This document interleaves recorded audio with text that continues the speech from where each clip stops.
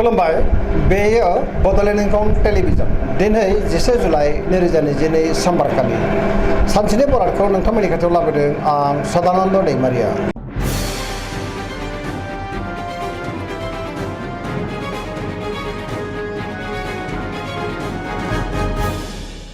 सिगां फरायनो लादों मेष राशि गिबि हांखो अ ल दिनैनि साना जोबोर मोजां बयनिबो अनसायनाय मोनगोन। सुथुरखौ दिनै गोरलैयैनो फेजेननो हागोन जेरावबो देरहासार जागोन। मावनो हानाय खामानिखौ थि समावनो आरो गोरलैयैनो मावफुंनोबो हागोन। गोसोखौ दिनै जोबोर गोजोननाय मोनगोन। देहायाबो मोजाङै थागोन। बहानिफ्रायबा मोजां खौरां फैनोबो हागौ। रांखावरियाव दिनै जोबोर मोजां गोबां धोन आरजिनो हागोन। बेफार फालांगियावबो जोबोर मोजां मुलाम्फा मोनगोन। आयाबो बांगोन। सोरबा लोगोनि हेफाजाबखौ मोननो हागोन। न'खराव बिसि फिसायनि गेजेराव अननानै फैगोन। बिमा बिफानि अननाय आरोफोरखौबो दिनै मोननो हागोन।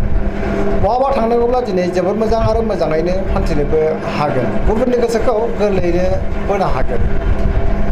गोसोनि बोलोआ बांगोन। समाजावबो मान मोननो हागोन। लाइमोनफोरा दिनै जोबोर रमान्टिक जागोन आरो गावबा गावनि गोसोनि साननायखौ फोरमायलायनोबो हागोन। फरायसाफ्रा दिनै फरायनायाव गोसो दुंखांगोन आरो मोजां फिथाइ मोननोबो हागोन।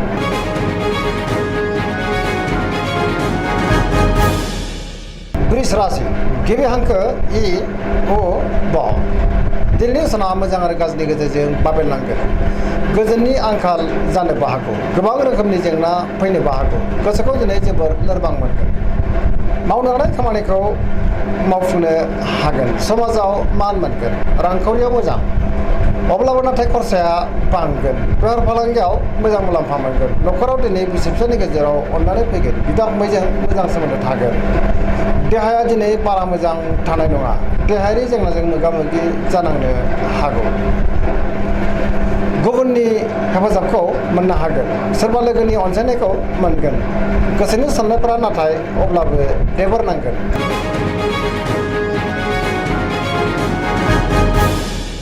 मिथुन राशि गिबि हांखो क स दिनैनि साना मोजां आरो गाज्रिनि गेजेरजों बाबेनलांगोन। गोबां बिथिङाव जेंना फैनो हागौ।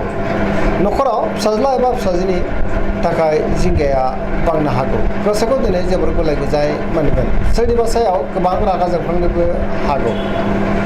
देहाया दिनै मोजाङै थागोन अब्लाबो नाथाय जानाय लोंनायाव सांग्रां जानांगोन। रांखावरियाव मोजां आयाबो बांगोन। बेफार फालांगियावबो मोजां होनजायो।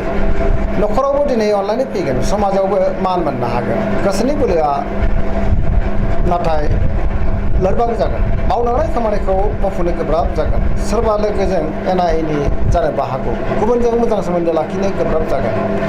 लाइमोनफोरनि गोसोआ दिनै जोबोर रमान्टिकबो जानो हागौ।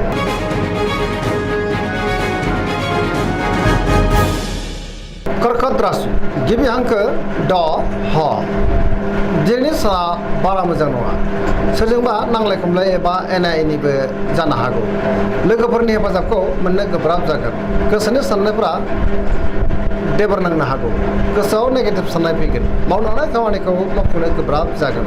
गोबां जेंना जेंगोना आरो हेंथा फैनोबो हागौ। रांखावरियाव मोजां बेफार फालांगियावबो मोजां होनजायो। न'खराव अनलायनो फैगोन। देहाया मोजाङै थागोन। गोसोखौ नाथाय जोबोर उसुखुथु मोननो हागौ। गुबुननि हेफाजाबखौ मोननो हागोन। समाजावबो मान मोनगोन। फरायसाफ्रा दिनै फरायनायाव गोसो दुंखांगोन आरो मोजां फिथाइ मोनगोन। लाइमोनफोरनि गोसोआ नाथाय जोबोर आला खालाबो जानो हागौ।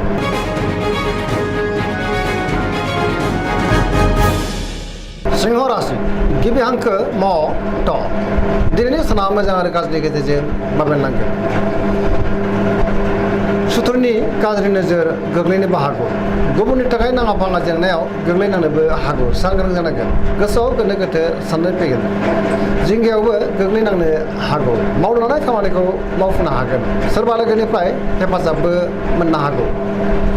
बहाबा दावबायहैनो खाबु मोननो हागौ। रांखावरियाव दिनै जोबोर मोजां गोबां धोन आरजिनो हागोन। अब्लाबो नाथाय खरसायाबो बांगोन।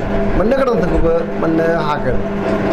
बेफार फालांगियाव मोजां मुलाम्फा मोनगोन। गोसोनि साननायखौ दिनै गुबुननो फोरमायनोबो हागोन। न'खराव बिसि फिसायनि गेजेराव अननानै फैगोन। बिदा फंबायजों मोजां सोमोन्दो थागोन। समाजाव मान मोनगोन। गुबुननि गोसोखौ गोरलैयैनो बोनो हागोन। लाइमोनफ्रा जोबोर रमान्टिक जागोन।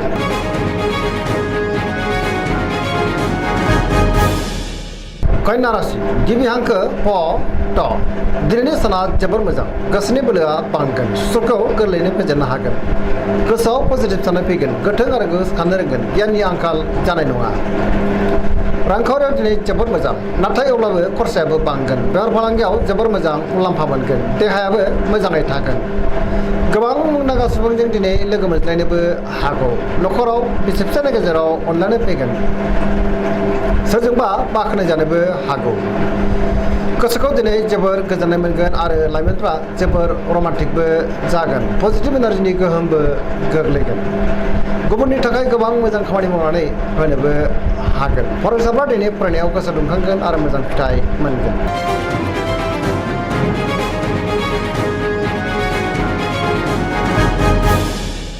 तुला राशि गिबि हांखो र ट दिनैनि साना जोबोर मोजां गोसोनि साननाया जाफुंगोन गोसोखौ दिनै जोबोर गोजोननायबो मोनगोन मावनो लानाय खामानिखौ मावफुंनो हागोन गोसोआ जोबोर रमान्टिक जागोन देहायाबो मोजाङै थागोन रांखावरियाव जोबोर मोजां मोननो गोनांफोरखौ मोननो हागोन बेफार फालांगियावबो दिनै जोबोर मोजां मुलाम्फा मोनगोन न'खरावबो बिसि फिसानि गेजेराव अननानै फैगोन बयनिबो गोसोखौ दिनै बोनो हागोन समाजाव मान मोनगोन बेफार फालांगियाव मोजां मुलाम्फा मोननो हागोन गुबुननि गोसोखौ दिनै बोनो हानानै बांसिन गोजोननाय मोनगोन गोदान थांखि एबा गोदान खामानियाव आखाइ होनोबो हागोन सेंग्रा सिख्लाफोरनि गोसोआ दिनै जोबोर रमान्टिक जागोन पजिटिभ एनार्जिनि गोहोमबो गोग्लैनो हागौ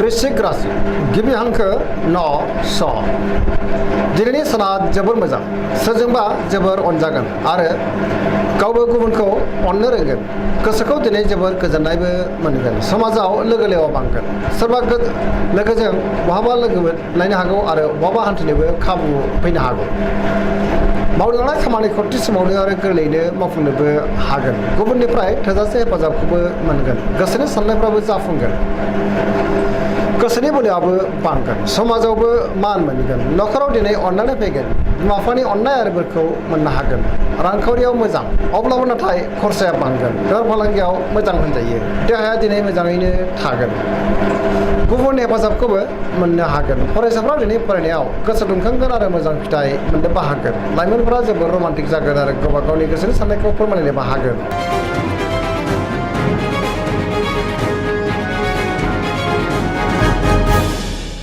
धनु राशि गिबि हांखो ढ फ भ दिनैनि साना बारा मोजां नङा गोबां रोखोमनि जेंनाजों मोगा मोगि जानांनो हागौ गोसोआव गोनो गोथो साननाय फैगोन मावनो लानाय खामानिखौ थि समावनो मावफुंनो गोब्राब जागोन गोसोनि साननायफ्राबो देबार नांगोन रांखावरियाव बारा मोजां नङा नाङा फाङा खरसाया बांगोन मोननो गोनांफोरखौ दिनै मोननो गोब्राब जागोन बेफार फालांगियाव बारा मोजां नङा समाजाव मान मोननो हागोन देहाया दिनै मोजाङैनो थागोन न'खराव बिसि फिसानि गेजेराव अननानै फैगोन बिदा फंबायजों मोजां सोमोन्दो थागोन बहानिफ्रायबा हरखाबै मोजां खौरांबो फैनो हागौ अब्लाबो नाथाय लाइमोनफोरनि गोसोआ जोबोर आला खाला जानोबो हागौ नेगेटिभ एनार्जिनि गोहोमबो गोग्लैगोन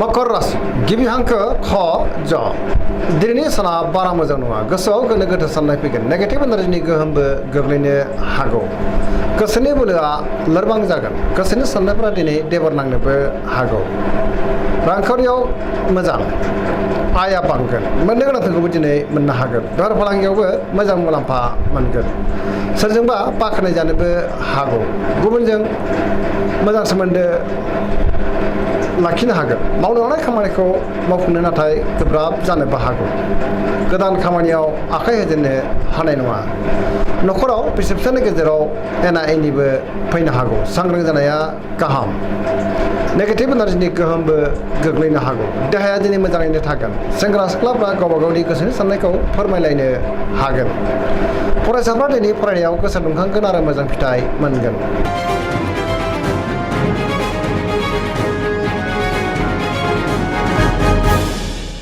कुम्भ राशि गिबि हांखो ग स दिनैनि साना मोजां आरो गाज्रिनि गेजेरजों बाबेरलांगोन गोसोआव बेले बेजे साननाय फैगोन गोसोखौ दिनै जोबोर आला खालाबो मोनगोन मावलांनाय खामानिखौ थि समावनो मावफुंनो गोब्राब जागोन बहानिफ्रायबा गाज्रि खौरां फैनोबो हागौ गुबुननि थाखाय नाङा फाङा जेंनायाव गोग्लैनांनोबो हागौ सांग्रां जानाया गाहाम समाजाव मान मोनगोन गोबां मुंदांखा सुबुंजों दिनै लोगो मोनज्लायनोबो हागौ रांखावरियाव दिनै जोबोर मोजां देहायाबो मोजाङैनो थागोन न'खराव बिसि फिसायनि गेजेराव अनलायनाय फैगोन गुबुननि हेफाजाबखौबो मोननो गोब्राब जागोन बिमा बिफानि अननाय आरो बोरखौ मोननो हागौ बहाबा दावबायहैनो एबा हान्थिनो खाबुबो मोननो हागौ अब्लाबो नाथाय नेगेटिभ एनार्जिनि गोहोमबो गोग्लैनो हागौ सांग्रां जानांगोन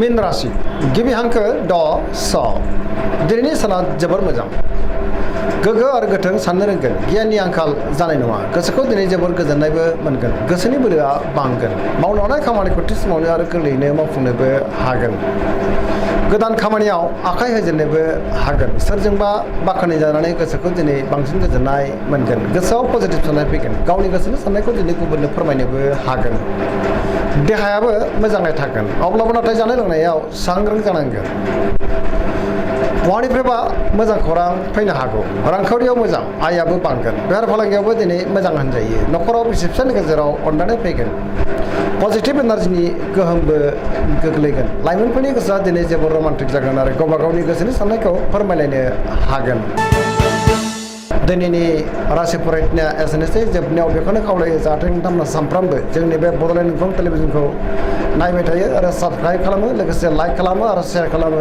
एसेनोसै गोजोन्थों